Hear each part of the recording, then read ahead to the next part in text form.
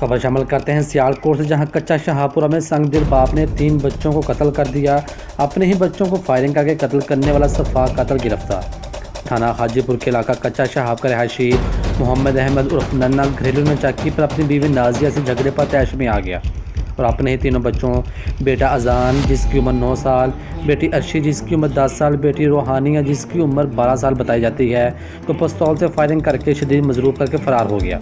Firing کے نتیجہ میں معصوم عریشہ اور روحانیہ جو کہ روزہ کی حالت میں تھی ہلاک ہو گئیں، جبکہ اذان کو تشویشناک حالت میں علامہ اقبال ٹیچنگ ہسپتال سیالکوٹ منتقل کر دیا گیا۔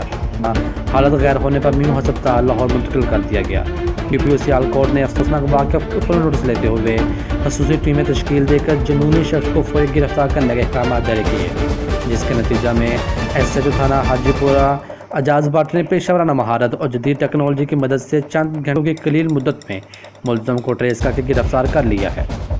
اہل علاقہ کا کہنا ہے کہ ایسے سنگ دل باپ کو کڑی سے کڑی سزا ملنی چاہیے۔ مزید خبروں اور تفصیلات کے لیے دیکھتے رہیے پاسبان لائیو نیوز HD۔